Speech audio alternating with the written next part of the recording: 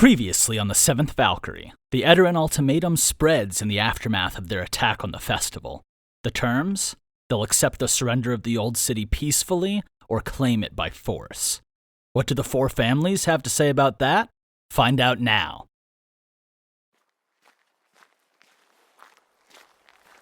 Chapter 28. Over Troubled Waters. Meridia. The 21st day of winter. Nightfall.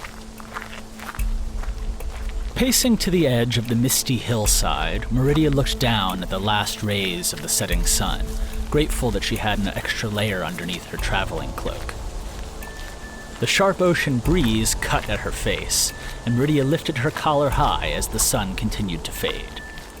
In mere minutes, the last of the day's sunlight was gone, leaving behind only a cloudy sky and the glow of hundreds of new city lanterns and old city gifts glistening on the water. Earlier that morning, one of the barges had been let loose from the blockade and anchored out in the middle of the bay.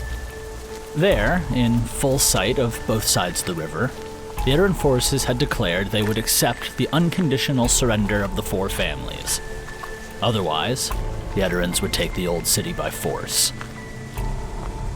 Tensions had begun to rise the moment the blockade was broken, and had only risen faster upon hearing the Edarans' declaration. Now, both Edarans and Freelanders patrolled their half of the bay, leaving behind a small thin strip of empty water where neither side ventured. There were little flashes of light, of either battle lamps or thwart powers igniting, whenever boats drifted too close in the currents of the Mandarian or the ocean, and it seemed that at any point things could break out into total war. There was precious little information on the military forces of the old city. It went without saying that the four families' forces must have included immensely powerful thwarps, but Meridia dismissed the fear-driven rumors she'd been hearing that the old city could simply sweep over the new city if they wanted to. If that was the case, the old city would have done it long before now. And with thousands of Mandarian soldiers bolstering the Edaran forces, the new city would cost a river of blood to conquer. But it was one thing to defend a city and a different affair entirely to conquer one. Thousands of Mandarian soldiers did give the new city a massive advantage on paper, but there were too many unknowns. Entering a city of thwarps all fighting from their own tunnels and dens, it was a nightmare scenario for any Edaran tactician, no matter how many bodies you had to throw onto the streets. Was Yosin counting on a deal with the devil to make the difference? Out on the water, the number of vessels kept growing, and though Meridia couldn't quite see the docks from her hillside vantage point, she knew that hundreds more boats waited neatly along the waterfront, ready to take to the seas as they drew closer to the midnight deadline. By then, the bay would be alight in the glow of battle lamps, lining all of the vessels, the waterfront, what remained of the bridges, and every level of the new city. It would shine just as bright as the lights of Mandus, and if Meridia's estimates were correct, the war force amassed in Reen that evening would be the largest that she had ever encountered in person. "Iron Wolf, watch over us," Meridia said, and was answered by the rustle of the breeze through the forest behind her. Glancing over her shoulder, she stared deep into the swaying, skeletal branches draped in mottled coats of partially decayed leaves. Suddenly there was a movement in the bushes a dozen yards up that drew Meridia's eyes, but all that scampered out of the forest was a russet, twin-tailed fox. Not the false wolf that she'd been holding out hope for. Meridia's frustrated bark scared the twin-tailed fox back into the forest, and she frowned, looking out into the night again over the sea. Meridia gave Val until the last faint suggestion of sun had faded from the sky, but as the winds began to push harder against the gaps in her clothing, the false wolf still didn't arrive. Meridia gritted her teeth. She should have known better than to rely on a mentally unstable criminal, no matter how competent they were with a blade. With her cloak swirling in the whipping wind, she set off decisively back towards the city, making the sign of the true wolf over her chest. He would be with her, even if she had to face Edaran, the Machine King, and all the combined forces of the old city by herself. The passage of time brought Meridia home, kneeling in front of the Iron Wolf's insignia, hardening her soul for the battle to come. When she felt ready, she bathed outside in ice-cold water to cleanse her physical weakness, refusing to dry off and begin battle preparations until she had meditated in the whipping breeze and downed her first bottle of krasa for energy.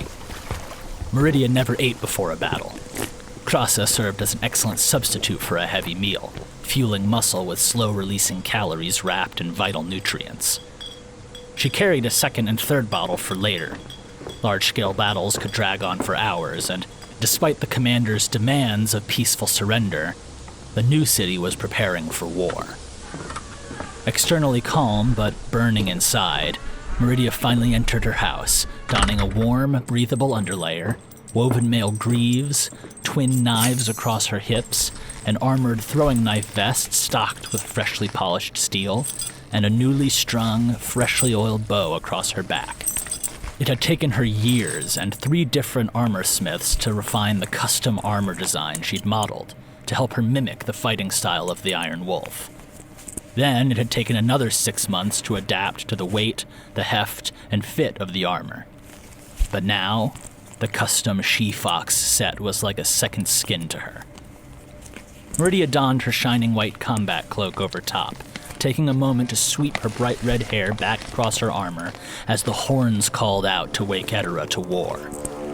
For most missions and operations, she would have been down at the rendezvous point early, but when preparing for a large-scale battle, the Light Corps had an additional role to play. Steeling herself, Meridia opened the door to the streets, joining in the last wave of soldiers flowing down to the battlefront. New city civilians were out on porches and poking from windows, where they already waved flags, rang bells, and beat drums for the glory of Edaran. Meridia's arrival, in full Light Corps regalia, shining white against the night sky and accented by her flaming red hair, well, it sent the already excited crowd into a raucous frenzy. The streets came alive at the sight of her, with war songs and battle songs for the Light Corps and the Wolf. Some citizens had arms outstretched like they could pass along their energy to the Edaran soldiers, while others slipped into the procession to cheers and encouragement with each new addition. In the heat of the moment, it was likely to pull dozens, if not hundreds of willing volunteers from the crowds to join the war effort. And the swell of anticipation wasn't confined to the civilians.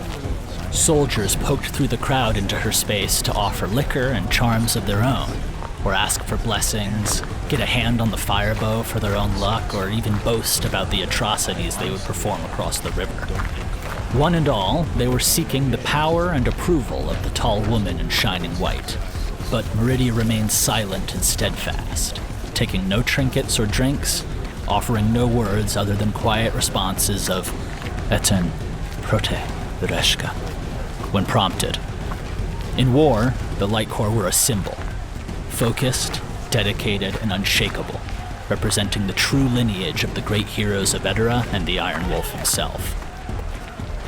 Upon reaching the docks, the flood of soldiers divided into formation under the booming shouts of officers, who steered battalions of men onto boats, directed new recruits to be armed, called for shipments of weapons and still more battle lamps, started out chants and war cries, and even found time to shout encouragement for Meridia and call for her protection. Among the clamor, Meridia continued her steady pace towards the Mandarian, soldiers falling off around her into battle formations with each new batch of shouted orders. The cluster nearest to her never deviated, though, and it soon became clear that they had silently fallen into step around her, the firebow's honor guard. Among their number, she spotted oarsmen from the boat she had commandeered the night of the festival, faces from 3 different units that they had saved out there on the water, along with a blend of men, young and old, that she had clashed with when sparring on the training grounds. Each of them had seen for themselves what the red-haired warrior was capable of, and each man walked with great pride alongside the firebow. The support of just a few good-hearted men lightened Meridia's step, even as she arrived at the riverside docks where Yosan and his officers readied the vessel of the Edaran delegation, a 40-oar battlecraft with multi-man archer posts at the front and the back. Meridia offered brief gazes and words of encouragement to the rowers as she proceeded to the front nest, which was empty apart from waist-high bundles of arrows tied in bright red ribbon. Leaving her helm on a hook, she untied a few bundles on the top, inspecting each arrow for any tampering. Finding none on the top stacks, she checked the lower ones and concluded that at least the majority of the arrows she'd been given were functional. It seemed even Yosun wasn't hateful enough to hamstring his best archer before a battle. Meridia breathed deep, recalling the steady rhythm of battle from the night of the festival. It had been natural, instinctive to slip into that deadly flow state, and as she tracked the gentle rocking of the deck beneath her feet, she began to feel that rhythm again. There was a commotion on the dock, so Meridia strode smoothly to the back archer nest, making herself visible, never leaving the deadly calm of her battle trance.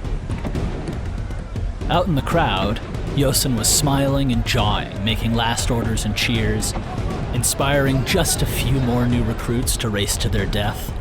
But rather than frowning when he saw her, Yosun's smile widened and he gestured up to her grandly.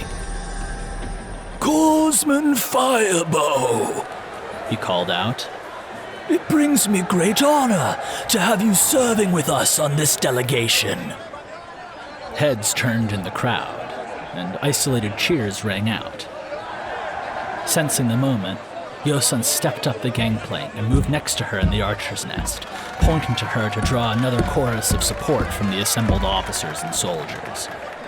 "What a night, Corsman Firebow," he said, loud enough for the oarsmen to hear. "Are you ready to give those thwarps a thorough lashing?" Meridia said nothing, her eyes forward. Yosun reached out and threw an arm around her, and as he pulled himself closer, his joyful tone dropped away. "I'm going to enjoy watching you die when the fighting starts," he spat in her ear. "You do wonders with that little bow, but real men know the fighting comes in the streets. I bet you'll cry." "Then I'm glad you're not a betting man," Meridia said. Never once did she look at him. She noticed Yosun's fist clench, but as the cheers and chants continued, he stepped off down the gangplank, back to the jovial, jiving, fatherly Commander Yosun that had won the hearts of so many. But apart from his officers, the crowd wasn't waiting to swallow him up with adoration like usual. They were still entranced by Meridia, her red hair alight in the shine of the battle lamps, fierce and unwavering. Cheers began to break out again, but this time they came from the men who had formed the Firebow's honor guard. And now those calls spread out across the docks onto the orbiting patrol boats, calling out for the Firebow, for the hero of the new city. At first, Meridia simply stood to let the calls die out like any other war chant, but the deep calls of Firebow, Firebow continued to swell, building with anticipation as Meridia felt all of their eyes on her, watching, waiting.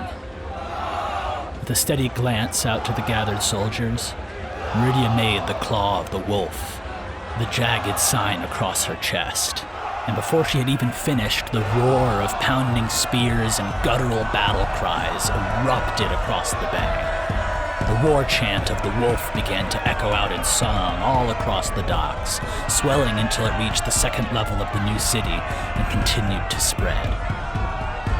Under the growing war chants of the restless soldiers, the delegation began to board the battlecraft, and Meridia returned to claim her space at the front of the vessel. Letting her gaze drift out to the barges, she began to scan the water, blocking out Yosun's presence as he and his officers stepped onto the battlecraft. They were just guests here, at best former residents. The heat of battle was her territory. Hey there! If you're hearing this, it means you're listening to the public version of this episode. I appreciate you taking the time and your interest in the series. It really helps the algorithm, it helps us grow. But if you are enjoying the show, maybe take a look over at our Patreon. We have uncut versions of the early episodes, access to new chapters before they're released for the general public, and you can shape the future of the series by deciding on new merch drops, bonus content, and more. You can get started for free at patreon.com/Seventh Valkyrie. That's patreon.com/7THVALKYRIE. Hope to see you there.